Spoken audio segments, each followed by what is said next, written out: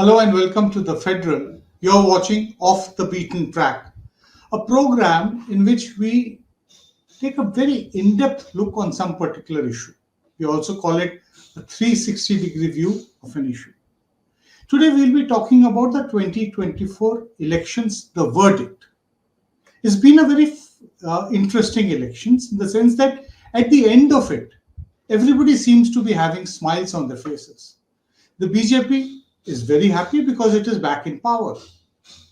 The principal opposition party, the Congress, is also equally happy because it's more or less doubled its seats what were there in the previous house. But this election has given very mixed results. The message is quite similar to what I was reminded of my reporting years in the 1991 elections which were held after the Rajiv Gandhi's assassination. At that time too, the Congress party had won 244 seats, very close to 240 what the BJP has. The BJP then had 120 seats. Not exactly very close, but yes, in the same range where the Congress is now. Mr. L.K. Advani, who was the leader of opposition at that point, he had coined this very interesting phrase that the victor came second. By and large, that was also said by a large number of people that the Congress, by performing, very close to the 100 mark, 99, at that point before Rahul Gandhi resigned his Wayanad seat, it sent a message that the BJP can be challenged. But there are many areas of this election which still need to be understood. And for that, I have invited Professor Sanjay Kumar, who is, a professor at the Center for Study of Developing Societies and the co-director of Lok Niti, somebody who has actually studied electoral data for the last almost 4 decades. So welcome to this program, Professor Sanjay Kumar. It's a great privilege to talk in depth about one election which is going to resonate and be a constantly discuss issues for several decades. Let me begin with one standard question to set the ball rolling. Was this one election or was this 542 elections, an aggregate of them? As quite often, you all used to say during the coalition era that India does not have one election, but it has an aggregate of 543 elections. This time Surat was decided. Only one candidate filed the nomination. So aggregate or one election? I agree to half of your statement. Yes, it was not one election. I fully agree to that. But I disagree to some extent, or I would say to a great extent, when you say, was it an aggregation of 542 elections? I don't think that it is an aggregation of 542 elections, but I think it is an aggregation of almost 20-25 state assembly elections. Okay. Because if you start pairing the state, if you look at how people have voted differently in the neighboring state, and that is a puzzle for many voters, many people. You look at Bihar and UP, the two neighboring states with more or less in similar nature of political contest in 2024 produced two different kinds of results. So I do agree that this is not a national election, but yes, this is an aggregation of various state assembly elections. I would slightly differ. I don't think that it is an aggregation of it is an aggregation of 542 Lok Sabha elections. Right. You were talking about pairing of states. That when we actually look at it's been full of paradoxes. The fact that the BJP is down by about 60 seats this time is primarily because of the fact that it did not do very well in UP, Bihar, Rajasthan, Karnataka, Bengal, and Maharashtra. They did better than what it did in 2019 in the states of Telangana and Odisha, where they also have come to power in the state assembly. But it doesn't get really balanced by the losses there. In contrast, there are states like Madhya Pradesh, which is 100% to the BJP and also a fairly almost close to 60% of the vote share. That is very dramatic. Also in Chhattisgarh, where it's a virtual sweep by the BJP. So there are many things which we need to understand, that Madhya Pradesh also touches in parts Rajasthan. So Rajasthan, the Congress did very well. It was in fact snapping at the heels of the BJP right through the entire campaign. Why did this not happen in Madhya Pradesh? What has happened which has led to the kind of institutionalization of the BJP in Madhya Pradesh like it had happened in Gujarat previously? I think very clear. If you look at it, is more to do with the party dynamics and little bit of alliance formation. If you look at Rajasthan Lok Sabha election, Congress was able to form alliance with smaller regional parties, and that helped the Congress to mobilize votes in its favor. But that's not the only reason why Congress managed to do so well. I think by default, Congress managed to do so well because there were a lot of infighting within the BJP in Rajasthan. But if you look at Madhya Pradesh, I think BJP was far more united, and they had registered a massive victory just few months before the Lok Sabha election. BJP registered victory even in Rajasthan few months before election, but the victory in Rajasthan for BJP was much narrower compared to their victory in Madhya Pradesh. In Rajasthan, my own sense is that if Congress had formed an alliance with the same parties in assembly election, I think results would have been slightly different. So it is more to do with the local dynamics of the party, more to do with rebellions, more to do with like people being unhappy, happy with the party worker, with the party leaders, and that has resulted into big, massive performance of BJP in Madhya Pradesh, but Congress, like managing to do so well in Rajasthan. Well, you have actually pointed out that if in Rajasthan during the assembly elections held last year in the months of October, November, at that time, if the Congress had actually reached out to smaller parties and forged tactical alliances, maybe the result would have been much closer, reflecting the kind of tightness which has been there during the Lok Sabha election, whereas this was not the case. But there is one kind of a parallel between Madhya Pradesh and Rajasthan. In both these places, the BJP changed its leadership and installed somebody as chief minister who was virtually unknown. I remember, saying in one of the programs that the BJP's choice has clearly made almost everybody reach out to Wikipedia, that who is the person who has become the chief minister. It actually reminded of the time of Indira Gandhi in the 1980s, when R.K. Lakshman drew this very interesting cartoon of Indira Gandhi taking a march past with lined up Congress leaders. She stopped at one particular person, said, "You are the next chief minister. By the way, what's your name?" So that was R.K. Lakshman's brilliance, which really conveyed what was happening at that point. So this entire high command culture was there. But while it has worked for the BJP in Madhya Pradesh, the chief minister has now been inducted into the union cabinet. Like nothing like this has happened in Rajasthan, and Vasundhara Raje still remains a slightly disgruntled political leader. Did this also in some way have an effect on the Rajasthan BJP's performance in Rajasthan? That is what I hinted when I said party was far more united in Madhya Pradesh compared to the way BJP was kind of divisions within the BJP, or leaders being unhappy with the way tickets were distributed and the way senior leaders of the party has been sidelined in the assembly election. So yes, a lot has to do with BJP's performance, with the way BJP leadership contested election in the two states, Madhya Pradesh and Rajasthan. Well, we need to also understand Uttar Pradesh, which has really been a very startling verdict. The fact that the BJP is not even the largest party in terms of number of seats won. The Samajwadi Party doing so remarkably well, and its alliance with the Congress really being very successful this time. completely against what had been, the assembly elections a couple of years ago, when the Samajwadi Party and the Congress had come together, when very famously Rahul Gandhi and Akhilesh Yadav had campaigned together. UP ke ladke, that was one of the slogans which was coined at that time. But it didn't work out then. What is it that made it click this time?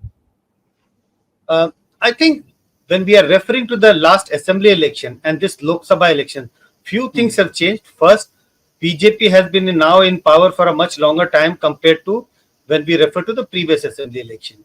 But more than that, I think few things. First, uh, Prime Minister Modi had, set a target that the target for BJP is 370 and for NDA alliance it is 400. He also in one of the speeches mentioned that after he takes oath as the Prime Minister for the third time, he will take bold and important decisions. Bade Important, faisle, that was yeah, bade. in the first 6 months, and these are going to be very very important decisions. So, uh, what opposition was able to do, and when I'm referring to opposition, it is the Congress and the Samajwadi Party, they started campaigning on this whole issue that why do Prime Minister expect, or why BJP is aiming for 370 seats, because they want to bring about big changes in the constitution, because Prime Minister Modi had already referred that he's going to take some bold step, and that bold step could be they are hoping to change the constitution, and you require a two-third majority in the parliament to change the some of the important provisions of the constitution. And what may be changed or what might get affected are the provisions of reservation. So the Dalits started getting a little anxious about this campaign, that is, if this happens, they will be at the receiving end. At the same time, when they saw BSP not in a real contest, so the anxieties aggravated, and they thought voting for BSP is like wasting your vote. So the Dalit vote started getting mobilized, and the Dalit vote shifted in favor of Samajwadi Party Congress in a big way. So that was the big shift which we witnessed among the Dalit voter. At the same time, look at the pattern of ticket distribution. Akhilesh Yadav distributed tickets to a very large number of non-Yadav OBC caste candidates. And Right. we see the result. Large number of them got elected, and the survey data indicates there was a big shift of non-Yadav OBC votes in favor of Samajwadi Party. Look at the bold step which Akhilesh Yadav took. He gave ticket to a Dalit candidate in a non-Dalit reserve constituency. I am referring to Right. Faizabad, and he Hyderabad, managed yes. the election. There have been very few occasions in Indian electoral history when a Dalit candidate gets elected from a non-Dalit constituency in a Lok Sabha election. So I think the social engineering, giving tickets to large number of OBC people belonging to non-Yadav OBC caste, uh, Yadav vote was sharply polarized in favor of Samajwadi Party Congress alliance. Muslims voted for Samajwadi Party Congress alliance in a big way.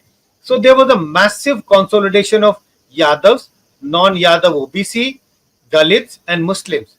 And this produced the kind of results which we saw in UP. In hindsight, what you are saying, it certainly appears that Mr. Modi possibly made an error by stating that the BJP is aiming for 370, and with along with the NDA allies 400 plus up ki baar 400 par, that being the slogan. Possibly it was seen as some kind of an overconfidence, and it lulled a large number of its supporters that if everything is taken care of by Mr. Modi, one of the slogans was Modi ki guarantee, then is there really any need for us to campaign and actually, go through the entire grind during the summer? Now, all these issues, the choice of candidates of the Samajwadi Party, also the choice of candidates, many say, that there were divisions within the BJP over its choice of candidate, and the state leadership, especially the faction headed by the Chief Minister Yogi Adityanath, not having very much say in selecting which were the candidates, most of it being decided by the party high command sitting in Delhi. Now, these issues were actually errors which the BJP has made. If it actually removes these errors, would you say that they stand a good chance of staging a comeback, or is this PDA formula which Akhilesh Yadav has rolled out, Pichhade, Dalit or Alpsankyak, is this something which is going to stay over the next few years? See, assembly elections are still 3 years away from Yes. now. It is Yeah. going to take place in 2027. Very difficult to figure out whether this alliance will be in place the same way they contested the 2024 Lok Sabha election. But if they remain together, I think this is a good formula to go with for the 2027 assembly election. I don't see any reason why this formula will not work in 2027 if it had worked in 2024. 2024 is a Lok Sabha election. Attraction for Prime Minister Modi is much higher. His ability to pull votes for the party is much higher in Lok Sabha election compared Than to in his Vidhan Sabha. ability to pull votes in the assembly election. So my own sense is that if everything goes well and if India alliance remains intact, they can pose a big challenge to the BJP 2027 Vidhan Sabha election. Uttar Pradesh is one of the very few BJP ruled states, where the chief minister has an independent profile. Barring Uttar Pradesh, the only other state which comes to my mind is Assam. In Assam, the chief minister has an independent position, but is far more closely aligned with the central leadership than we see the kind of a relationship between the UP chief minister Yogi Adityanath and the central leadership, where there have been occasions, several instances in the last, since 2017 onward, where they have been at loggerheads, not really openly clashing, but yes, there have been anybody who actually tracks politics has been able to say that they have at times worked at cross purposes. And the fact that in 2017, Yogi Adityanath was not originally the central leadership's role. So does this also in some way or the other affect the fortunes of the BJP in Uttar Pradesh? And did it ever play a similar kind of a negative role in previous elections? Uh, there are lots of talks about that BJP was not united the way it should have been in 2024 elections in UP. I'm not saying that there were fighting within the BJP leadership, but Certainly not. they were not gelling together. I think that has also affected BJP's prospects in UP, and we know that BJP suffered a bad defeat in UP. I think that's going to be crucial even for the 2027 assembly election. They can make a comeback. There is no indication that they cannot make a comeback. But in order to have make a comeback, I think they need to be more united compared to how we see party functioning or how we see party contesting elections in 2024. After the 2019 elections, when Rahul Gandhi had resigned, just virtually, suo motu from the Congress presidentship, and thereafter, for a long time, the Congress was in a disarray. A lot of it was actually being said, that the party did not ever try to do a review as to what went wrong in 2014 and 19. A similar kind of a script seems to be, unfolding as far as the BJP is concerned. It's almost a month and a half since the 4th of June when the verdict was announced, and the party has really not come up with any kind of a detailed review as to why its vote number of seats has declined by more than 60. So does this also in the long run in future, does this have a negative effect on political parties? I'm asking you this because you've actually tracked the fortunes and the ability of parties to spring back and come back into contention. I think in UP, the process is already on. I believe that the report by the UP BJP chief has already been submitted yesterday, and Prime Minister Modi and other senior party leaders had a meeting with the party workers in Delhi. So the way we are looking at the verdict in a disaggregate model, I think BJP also needs to look at their debacle, not the successes. There are states with BJP's big success. So they also need to look at what went wrong with the party in different states. I don't think there is a need for BJP to look at nationally, because I'm not sure I would be willing to say that there was a wave against BJP nationally. No, because different states have produced different kinds of results. Look at Madhya Pradesh, Chhattisgarh, Gujarat, Himachal, Delhi, Uttarakhand, there are large number of states where BJP performed very well. So I think the process is on. The focus is more on UP because in UP they suffered big losses. UP is a big state with 80 Lok Sabha seats, and also UP goes to poll in 3 years from now. So I think the process is on. They need to do that, and I'm sure BJP is a very like organized party. They must be on it in other states as well. Sure, sure. There would be, you mentioned Gujarat, but there is something interesting which has happened in Gujarat after a decade. The BJP in 2014 and in 2019 had won 100% of the seats. All 26 of the seats had gone into the BJP kitty. This time, quite unexpectedly, as many said, the seat of Banaskantha has actually gone to the Congress. Have you studied the reason for behind this?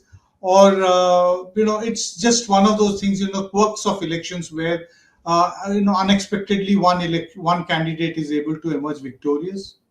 I would not agree with the word unexpectedly, because when we were doing our post poll survey, we were getting a sense that there is Congress is on the up and BJP is on the decline. But still, the gap in the vote share in our survey used to suggest that it is going to be roughly in the range of 9 to 10%. And if we look at, we were not sure whether this seat or that seat BJP will be able to lose or Congress will be able to win. But overall, we got a sense that BJP does not seems to be as strong as it was in Gujarat in 2019. So that sense we were getting, and since there were news coming from Banaskantha that this is a constituency where the candidate is putting up a strong fight. So naturally, we were expecting a couple of wins for Congress, and we did expect that Congress will be able to pick up a couple of seats in Gujarat because we saw BJP's vote share going down and Congress vote share going up. Okay. So does this mean that Rahul Gandhi was talking some amount of political sense, where he addressed that meeting in Ahmedabad, where he also said that we have defeated the Ram temple agitation in Ayodhya, that's what he specifically talked about. So, and he said, that next time we are going to defeat the BJP in Gujarat. So is there any large statewide, loss of the BJP in Gujarat, or it's just one of those things to enthuse the party workers? No, as I said, first, even in the Lok Sabha elections, we have seen in the 2024 Lok Sabha election that Congress vote share has slightly gone up, BJP's vote share has slightly come down. But not to the extent that Congress can be confident that they will definitely defeat BJP in the next assembly election. Nobody can be confident about that, and Congress cannot be confident about that. But what do you expect a leader of a party to say? They cannot say. The leader of the party, we don't expect leader of the party to say, we will put up a strong challenge.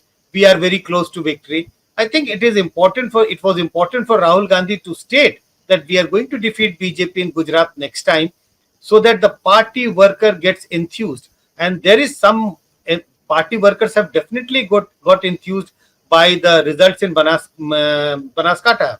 So I think it is an effort that if there is a momentum in favor of Congress, even though we can say that it's a little bit of momentum, why not help the momentum to build rather than momentum to decline? I think that in that effort, Rahul Gandhi went ahead and said, we are going to defeat BJP in Gujarat in the next assembly elections. Right. He also said that we defeated the Ram temple agitation, using the phrase Ram temple very specifically. He said it in the context of the Faizabad seat, although this got interpreted that this verdict was actually a negation of the belief that an overwhelming number of voters are going to endorse the BJP because the Ram temple was built and consecrated by Prime Minister Narendra Modi on the 22nd of January this year. So do you see this as a lukewarm, not very enthused voter behavior as far as the Ram temple is concerned, this election? No, if BJP had only lost Faizabad Lok Sabha seats and had performed very well in the other seats of UP, I would have thought carefully before saying that Ram temple mudda was not important for the voters of UP. But it's not only BJP getting defeated in Faizabad. BJP got defeated in a very large number of other constituencies. Very clear. There's no doubt that Ram Mandir as an issue didn't work in favor of BJP. Ram Mandir was not an issue for the voters of UP. Leave aside, voters of other state. So, and why I say only because of Faizabad, because if you look at the social composition of voters of Faizabad, it is never to the advantage of BJP in terms of, you look at the number of Dalit votes, look at the number of the minority votes. If you club these voters of the two communities, Dalits and minorities, they constitute roughly 38 to 40% of the voters. But since BJP did not perform well in other constituencies of UP, I think I have no hesitation in saying that Ram Mandir was not an issue. The Hindu voters whom BJP wanted to mobilize in the name of Ram Temple didn't get attracted towards BJP only and only in the name of Ram Temple. Right. During the campaign, one of the issues that really got talked about was a fairly initial survey conducted by the CSDS Lok Niti, which was actually talked about, that the Ram Temple and Hindutva issues, other Hindutva issues, really not getting the kind of support of people. And in contrast to that, there was a lot of resonance about issues related to unemployment of people, price rise, and other economic issues. So in the final analysis, after all this, do you think that the not so enthusiastic performance of the government on the economic front somehow or the other pulled down the BJP in this election? We should not forget that BJP has not lost this election. Yes, BJP's vote share came down only by 1%, and BJP's seat share came down by 63 seats. So if we are looking at only reasons why BJP got defeated, we will find few reasons, but we should also not forget that 36.5% voters have voted for the BJP. But let me come to the point. People who moved away from BJP, or people whom BJP could not mobilize, so all those who were anti-BJP voters, for them, the one important reason for not voting for BJP was unemployment, price rise, and declining family income. If you club the percentage of people who didn't vote for BJP, who opposed BJP in this election, comes to roughly in the range of 57 to 58%. So yes, BJP's decline in 2024 election, loss in 2024 election, one of the main reason is economic issues, and we can club these three things together: unemployment, price rise, and declining family income. But as I said, yes, Ram Mandir was not a big issue. In the pre-poll survey, we figured out that maybe out of those who wanted to vote for BJP, 8 or 10% said they will vote for BJP on the issue of Ram Mandir. But by the time election got completed, by the 7th phase of voting, the proportion of those voters even declined further. It came out to be roughly, say, 3 or 4% voters who voted for BJP only and only because they thought this is a big achievement of BJP in the name of Ram Mandir. Prime Minister Modi, even though his ability to pull votes for BJP declined, but he still remained one of the prime factors or prime issue on which people voted for BJP. Right. He definitely remains, a very magnetic personality and being able to draw the support of people. Would you also say that possibly the opposition parties did their act better? You point out to some very interesting figure in one of your post-poll, surveys and, the articles and papers which have been written by the CSDS team, CSDS Lok Niti team, that the BJP hegemonized the NDA. 80% of the NDA comprised the BJP. In contrast, the India bloc, was much more decentralized. The Congress accounted for just about 40% of the entire bloc. Somehow or the other, it coagulated very well, possibly because they were more united, because they felt that this was possibly the last election for them to really fight back and pull down the BJP at least a notch, if not really voting them out of office. So did they actually do their job better? I think in the month of January, February, even till March, uh, there was very little hope that India alliance partner will be able to, work out the seat sharing arrangement. At least I can say for my on my behalf that I was hoping that maybe they will not be able to work out the seat sharing arrangement. But I think Right. finally they were able to, work out a seat sharing arrangement to a successfully to a great extent. Yes, there were some ifs and buts, but finally they managed to work out a seat sharing arrangement which did help the India alliance in different states. They could have done but slightly better in my opinion, maybe. But yes, the well designed seat sharing arrangement did help India alliance to pose such a big challenge for BJP. Right. You were talking about, paired seats, states where adjacent states have had different kind of voting behavior.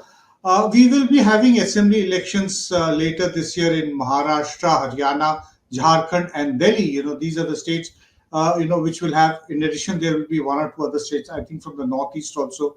There are the one or two states which will be seeing the assembly elections. Now, as far as Delhi and Haryana, let's talk about it first. Delhi is once again a 7-0 sweep of the BJP. Arvind Kejriwal's arrest also does not seem to be having any kind of impact as far as Delhi is concerned. But in Haryana, even the dramatic change of the leadership in the state, changing the chief minister just weeks before the campaign, did not really help the BJP. As somebody who studies data and politics, how do you really explain? There are large parts of Delhi which are socially, have the similar kind of social profile as Haryana. Large part of voters have similar social profile, but on one aspect, very different. Haryana and BJ and Delhi are different in terms of urbanity. Delhi is, we can say, almost 99%, 97% urban, while Haryana is not that urban. It's more rural Right. than urban. But I think the issues, Matt, and this urbanity has a lot of things to do with the issue of Agniveer, and the way the wrestlers were treated, or their issues were handled by the government. I think this has a huge impact on how voters felt about the ruling BJP, both in the state as well as the center. Don't forget when farmers from Punjab were marching to Delhi, the way they were handled by the Haryana government, and Haryana has a BJP government. So I think there were a lot of issues in Haryana with regard to the government. Agniveer, wrestlers issue, the farmers issue. All Yes, these resulted in a like a massive disenchantment against the BJP, and we know that BJP suffered big losses in Haryana. But if you come to Delhi, first in Delhi, even though Aam Aadmi Party and Congress formed an alliance, but the alliance was not gelling together. How do you expect your worker to work in close coordination if on an issue of ticket distribution your party president resigns and joins hands of your opponent? And I'm referring to Arvinder Singh Lovely. So right. this did not give enough hope to the workers on the ground, voters on the ground, to come and join hands. There were other issues also. I think maybe the candidate selection. That is why, and this you refer to Arvind Kejriwal's arrest. I don't think that Arvind Kejriwal's arrest generated any sympathy in his favor, especially among the urban middle class, and the rich people. And they form the core support base of the BJP. I think that is why BJP performed so well in Delhi. But if we look at Right. the results in Haryana, it was very, very different. There has been this very peculiar situation in Delhi right from 2015 onward, where in every assembly election the people have voted overwhelmingly for the Aam Aadmi Party, and in the Lok Sabha elections they have voted for the BJP. This has continued right from 2014-15 onwards. It has gone on. But one of the statements which you just made, that Arvind Kejriwal's arrest did not generate any kind of sympathy for the Aam Aadmi Party in this Lok Sabha elections. What is your sense, from the surveys that you conducted? Is this sentiment likely to continue, sustain till the assembly elections? And if it does, then is it going to be a very bad news for Aam Aadmi Party? I don't think if the sympathy could not be generated soon after his arrest at the time of Lok Sabha election, party will be able to generate any sympathy in favor of Arvind Kejriwal in the assembly election, which is due next year in the month of February, March. So that's unlikely to happen. But I don't think that the Aam Aadmi Party is dependent upon only the sympathy. I think they have done a lot of work on the ground. When you talk about, a health scheme, education, welfare scheme, so party still holds strong among the poorer sections of the society. I'm referring to the poor voters, the lower class Right. voters. Among them, party remains very, very popular. So yes, if there is a sympathy in favor of Arvind Kejriwal, party might do much better. If there is no sympathy, and I don't see any sympathy, being generated among the voters on his arrest, and as time passes, sympathy will be much less, even if there is any sympathy. So Aam Aadmi Party will have difficulty. Their two top leaders are in jail. Difficulty in terms of campaigning, difficulty in terms of reaching out to the voters with their own messages. But I don't think that party. I don't see party being very, very weak in the absence of Arvind Kejriwal and Manish Sisodia, both of them who are in jail. Right. Maharashtra is another state which continues to be in political flux, and it was reflected in the verdict during the Lok Sabha elections also. It is another state, very important state. Now the second largest state in terms of the number of Lok Sabha seats. Also has assembly elections this year. Do you see the kind of churning which led to the poor performance of the BJP-led alliance in the assembly elections also?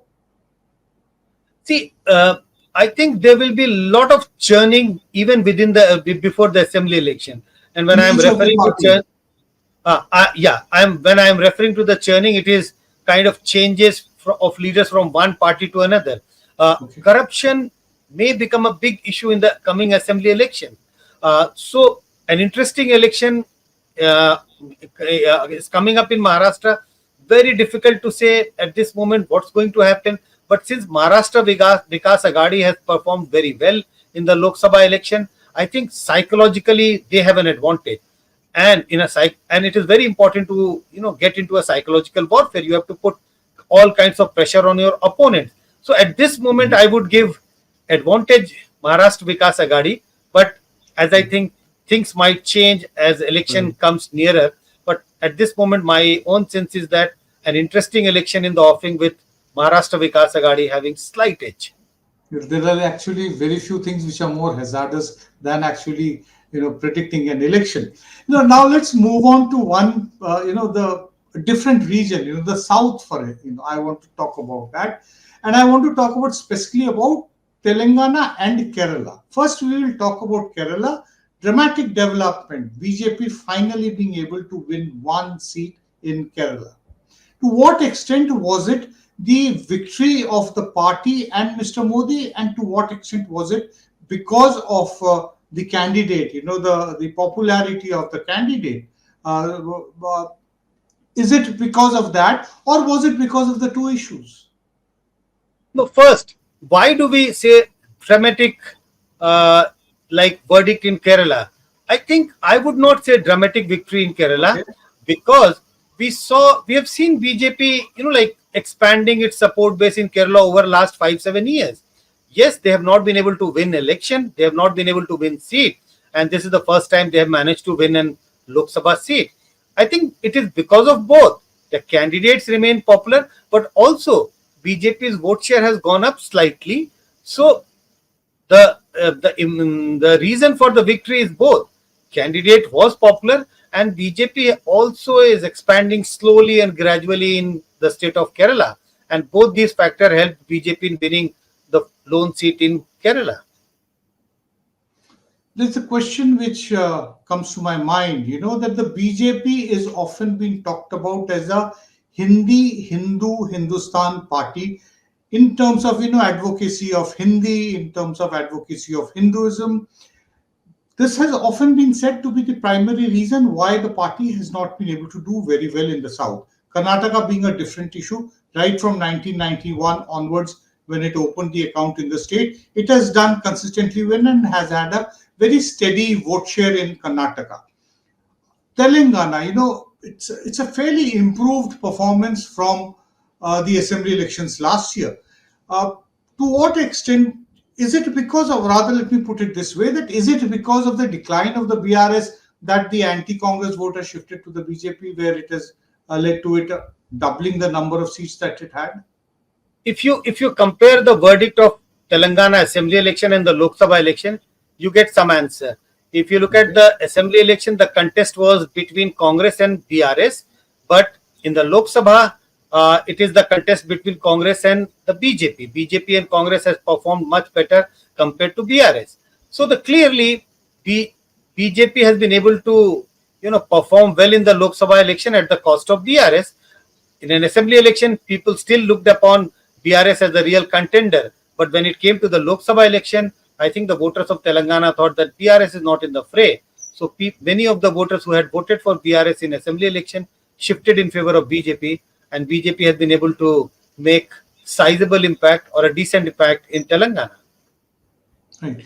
One last question, on the entire issue of Hindutva, which has actually been central to the BJP's plan. The Ram Temple issue was actually the one single issue which has completely transformed India's politics right from the mid 1980s onward. The BJP was an insignificant party having just 2 members in parliament when the Ram Temple agitation was launched in the mid 1980s.